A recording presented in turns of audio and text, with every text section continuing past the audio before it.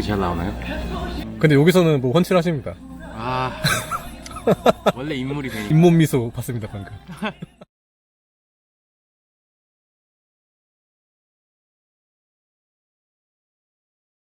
안녕하세요. 저는 강원도 원주시에 사는 25살 경찰학과 이제 경동대학교에서 다니고 있는 그냥 평범한 학생입니다.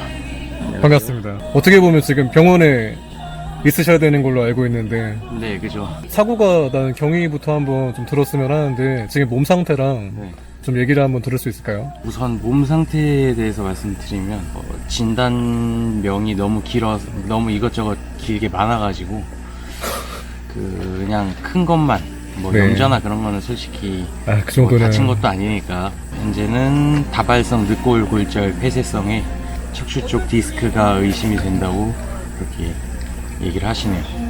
그럼 사고가 언제 나신 거죠? 사고는 이제 9월 20일 새벽 1시 50분 가량쯤에 났습니다. 그럼 사고가 좀 크게 나셨나봐요. 아니요, 생각보다 그렇게 크진 않았어요. 어떻게 난 거였냐면 이제 밥을 먹으러 가려고 네. 좌회전 차선 쪽으로 가고 있었어요. 직진 차선에 택시가 서 있었는데 네.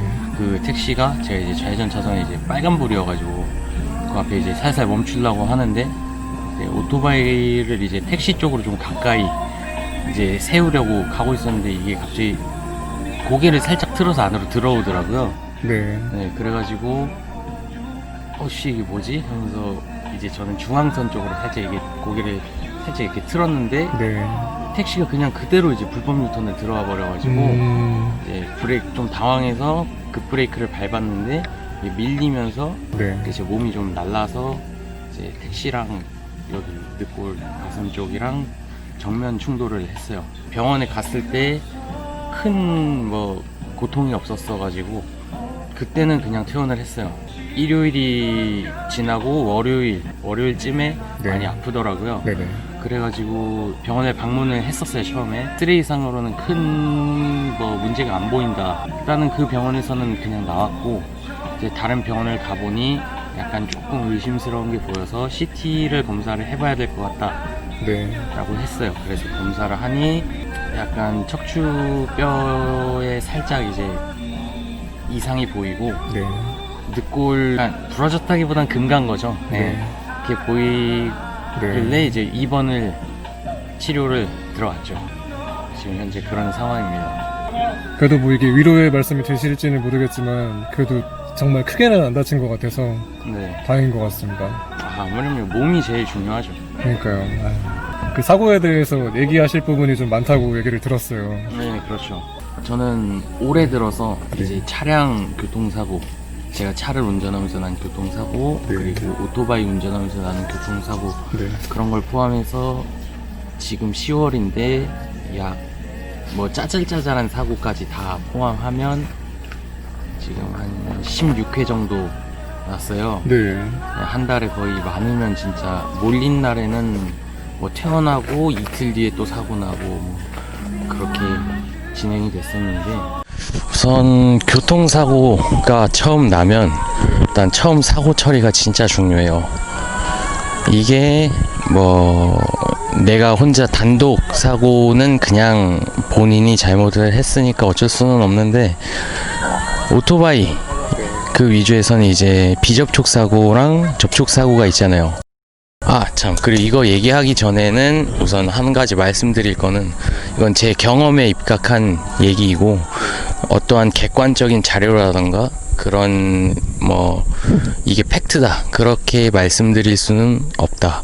이거를 먼저 말씀드리고, 비접촉 사고건에 있어서는 사실 사고가 처음 났을 때 만약에 막 뼈가 부러진다거나 진짜 만약 사고가 났을 때 누워 있을 때 일어날 수조차 없다, 그런 상황에서는 어쩔 수 없는데, 뭐 그렇게 큰 사고가 뭐 크게 다친 사고가 아닐 경우에는 비접촉 사고건에서 그 차량에 대한 그 어떠한 정보, 뭐 차량 번호라던가 차량 뭐 예를 들어 차종이나. 네, 맞아요. 차종이나 색깔 그런 거를 꼭 파악하셔야 돼요. 그래야 이제 내가 차량 번호를 못 봤다, 모른다고 하더라도 이제 경찰 쪽에 진술을 할 때 그렇게 얘기를 해야 특정해서 찾아줄 수 있기 때문에. 근데 솔직히 경찰들이 잘 안 해줘요. 저도 사고 났을 때 비접촉 사고 뺑소니로 좀 크게 났었어요. 뭐 이틀 동안은 이제 너무 고통이 심해가지고 진통제를 맞아도 움직일 수가 없어서 병원에 이틀 동안 밥도 뭐 간호사분들이 떠먹여 주시고 그럴 정도로 이제 크게 났었는데, 경찰들이 하는 말이 저한테 증거 자료를 수집해 오래요. 뭐 블랙박스도 없었고 뭐 주변 CCTV도 없다라고 얘기를 해서, 이제 제가 경찰서도 이제 휠체어를 타고 찾아가서 그 얘기를 듣자마자 가서 이제 아파트 앞 정문에서 난 사고였거든요. 근데 CCTV가 없을 수가 없잖아요. 그래서 가서 이제 CCTV가 있는 걸 확인을 하고 그 CCTV를 얘기를 했는데, 이게 또 비접촉 사고다 보니까 내 실수가 없다는 걸 입증을 해야 돼요.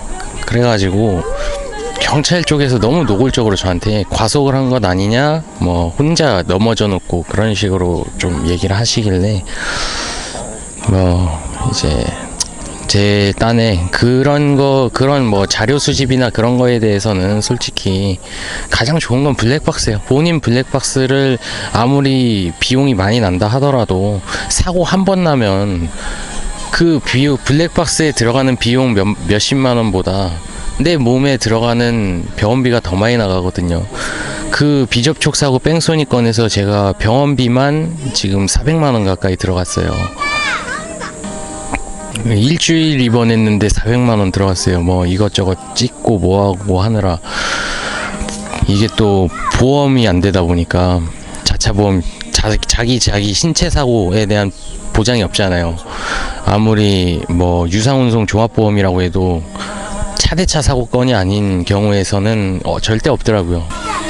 가장 중요한 거는 비접촉 사고건에서는 상대 차량을 특정하는 것, 번호를 보면 제일 좋고, 내가 어찌저찌 일어날 수 있어서 일어나서 오토바이를 끌고 그 차량을 가서 잡는 게 제일 좋기는 한데, 그게 안 될 때는 차량을 특정하는 게 가장 좋다.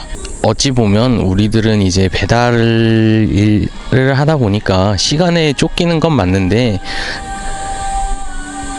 동일 차선에서 차량이 내 앞에 있고 이 차량이 좀 늦게 가거나 정차를 한다고 해도 최대한 진짜 동일 차선의 차량을 제끼지는 좀 경박했죠, 그죠?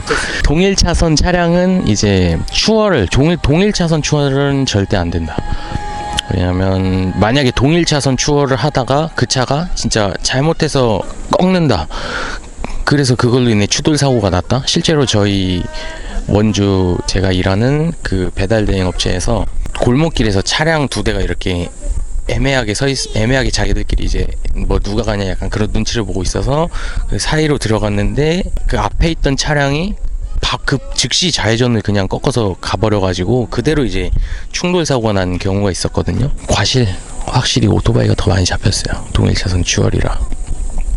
그래서 동일 차선 차량은 뭐 10초, 20초 많아봐야 1분, 아무리 바빠도 그거 빨리 간다고 내가 돈 더 버는 거 아니니까 자기 몸이 제일 중요하잖아요. 예. 그리고 또 자기 과실이 적은 사고는 모르겠는데 많은 사고 나면 솔직히 말해서 5,000원, 6,000원 더 벌자고 몇십만원, 몇백만원 날릴 수 없잖아요.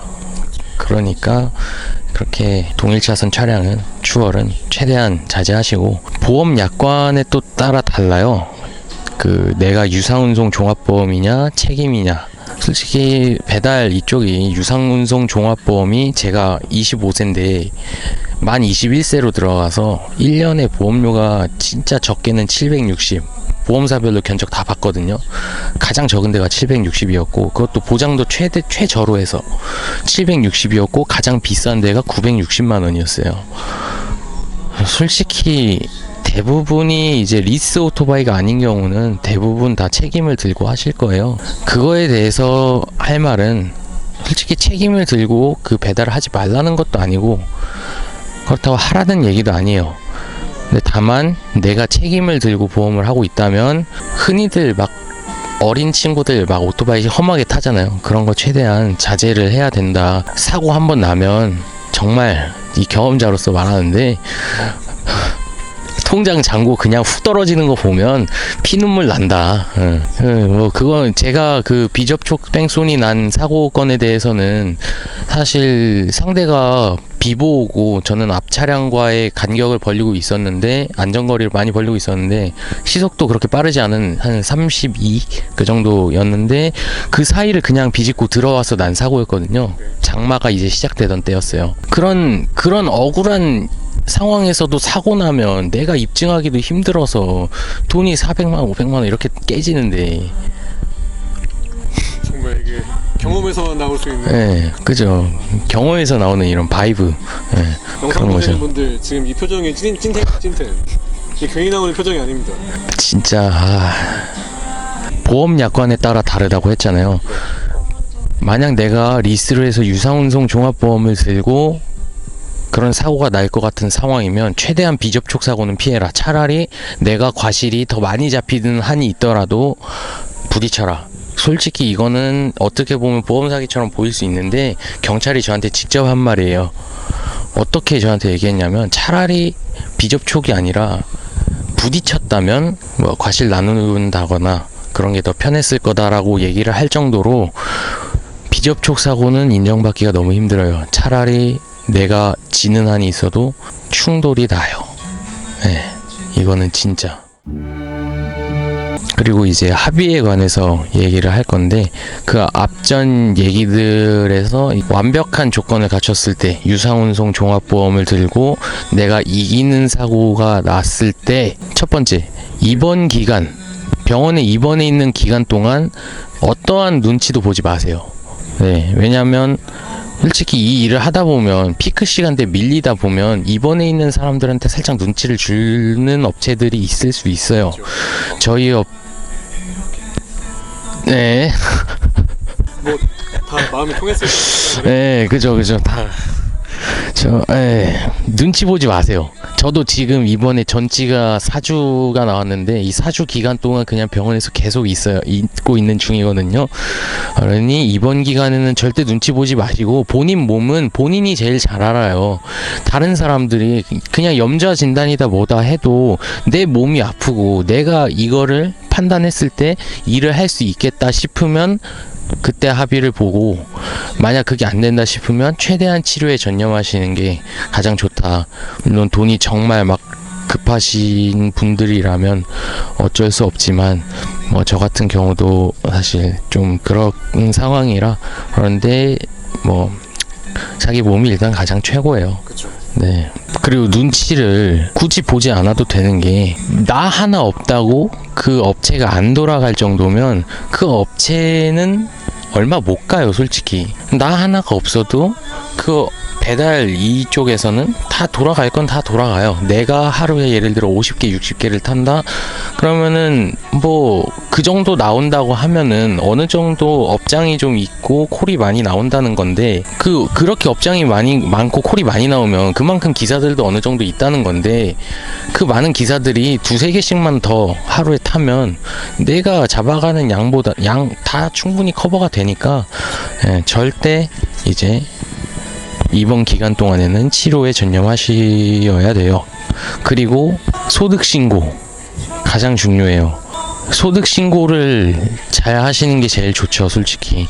이쪽 일을 전업으로 하시는 분들이라고 하면 그 개인 사업자를 내시는 게 가장 좋아요. 왜냐면은 개인 사업자로 하면 자기 수입이 어느 정도 이제 정확하게 특정이 되고 또 개인 사업자로 하면 뭐 세금 혜택이라던가 그런 게 또 더 많이 나오니까 그쪽으로 하시면서 왜냐면은 알바로 하시는 거는 솔직히 리스 오토바이라고 하면 상관이 없어요. 왜냐면 업체에서 어느 정도 이 사람이 이만큼 탄다라고 이제 증명을 해줄 수 있으니까 그렇게 얘기를 저도 알고 있거든요.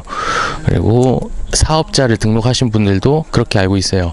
어느 정도 이제 자기가 일하는 그 업체에서 내가 이만큼 탄다라고 떼어줄 수 있다고 그렇게 알고 비용 처리를 해주시죠. 네, 그런 걸 알고 있는데 소득신고를 만약에 안 한다거나 조금 이제 알바라던가 그런 걸로 해서 적게 잡힌다고 하면 그만큼 내가 혹여나 사고 났을 때 받는 보상도 줄어든다.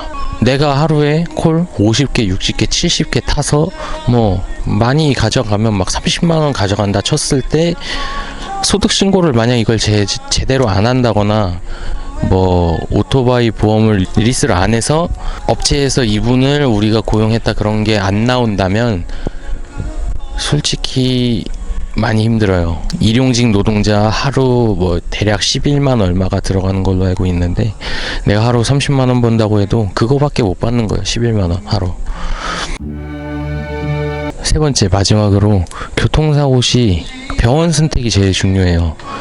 뭐 한방병원이 좋다 뭐다 하지만 그거는 후순이고 체계적으로 내 몸을 봐줄 수 있는 그런 병원, 장비가 제대로 갖추어진 병원, 그런 병원이 제일 좋아요.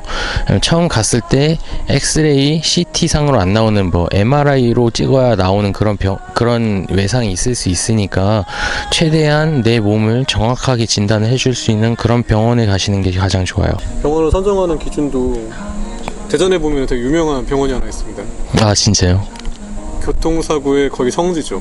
아 모든 어떤 교통사고 어떤 걸 당하셔도 그 병원에서 모인다고 보면 됩니다. 항상 가는 이유가 뭐냐면 네. 장비가 좋아서가 아닙니다.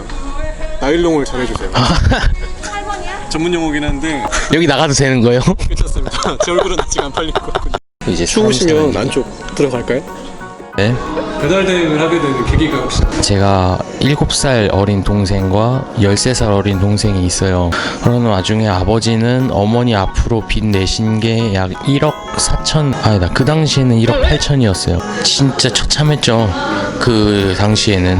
받아라, 이 말이라도 해주면 좋잖아요. 도대체 다른 거 뒤에 거 배달 다 밀려 있는데 아파트를 몇 번을 오르락 내리락 했는지. 점점 이제 똥줄 타고